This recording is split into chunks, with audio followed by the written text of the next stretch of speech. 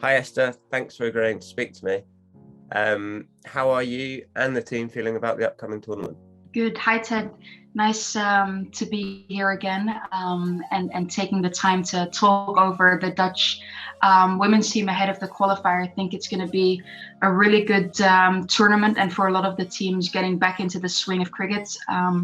Only a few weeks ago, the Dutch team was able to play their first game, and I believe, over 600 days or so. It was a long time before they were able to play their first international game again. So it's great that cricket is able to pick up again due to COVID again. So I think it's really great that this tournament can be taking place. So that's wonderful news. And you mentioned that tournament in Ireland. Is that kind of the main preparation that the team's done leading into this tournament? Yeah, that was definitely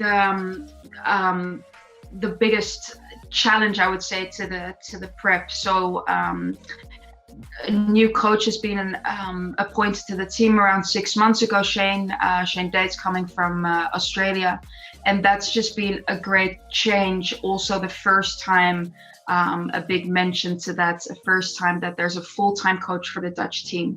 So definitely, I would say that is the number one prep for the team, because they have had the opportunity to be able to train every single day and have that full-time coach available for the team. So absolutely number one, that's the biggest prep and the biggest opportunity the Dutch team has ever had.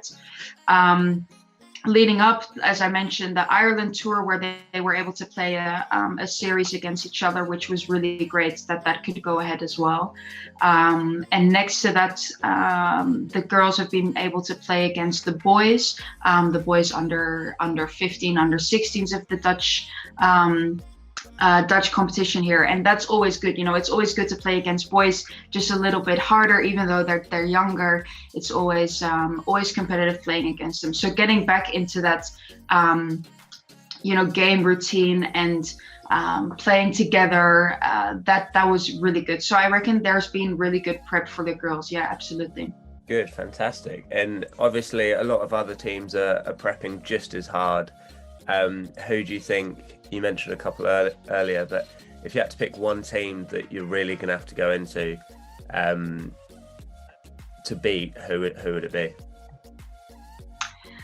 That's a tricky one. I think the girls are up against straight away a really competitive game with their first game against Scotland. I think Scotland, Ireland, and the Netherlands, it's always head to head. And really, really depending on the day and how it turns around and what's going to happen in the game, who is able to step up in that game, that will really define, who can pull off the win. And absolutely, Scotland and Ireland are amazing, strong teams. And I was watching the 100 the other day with Sarah Bryce playing there. So she's got that amazing experience from the 100, and a few other players as well. So I think that overall, the great opportunities that the girls have been able to play. So, yeah, I mean, Scotland and Ireland will definitely be tricky games. But yeah, like I said at the start, France, Germany, Turkey, we don't know those teams very well. We've played Germany with a regional competition. They've played a few times, so we have a bit of an idea. But they've been skyrocketing as well. So I think it's difficult to say. I think it's going to be a really competitive competition, and everyone will be fighting at their absolute hardest to get that first place. So I think we'll be seeing a lot of great cricket, and it's going to be exciting watching it from home. Nice. And you mentioned that obviously there's a lot of cricket that's going to be played, and there's going to have to be a lot of people that kind of step up. And who do you think those key players for the Dutch team would be that would have to step up? Yeah, that's a good one. I think we've got now, we have a young team. So, speaking about the young talent in the team, they're all young. So I think for our team, having the experience of Miranda Vermeer is absolutely key.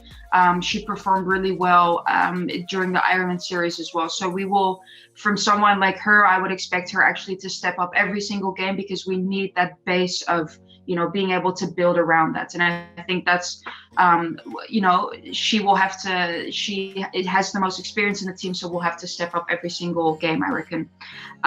Next to that, I think Babette de Lede, Turking batting first. Babette de Lede is one of our younger players, but has been in the team for quite some time as well. She, I think, will be able to step up as well. She's been in really good form, so I think that will absolutely, batting wise, Miranda, Babette will be our leading players, and then really up to the girls to live up to that and really be able to bat around them, I would say, and for other girls to step up, that would just make the batting innings even stronger. So I think that there's a lot of depth into our batting lineup as we have it today, which is really good. The girls have been working incredibly hard on their batting, so that's really good. And in terms of bowling, I think there's a lot of depth there as well. We have a number of pace bowlers, which can really surprise the batter with the new ball, especially. Talking young gun, I would say Isabel van der Woning, who's just joined the team for the Island Series, made her debut there. That can really surprise the batter with her pace and with that new ball and swing. So I think that's absolutely something to look out for with her in the ball. You mentioned Isabel earlier as a youngster to watch. Is she the youngster to watch? I would say so, yeah. Like I said, when I had to think about who's the young girl to watch in our team, because they're all so young. But I definitely think Isabel coming into she's the newest addition to the squad. So I definitely think in regards to her bowling that she can definitely make that change and turn around a game in getting those early wickets in a game. She will be a player to watch. I definitely think so.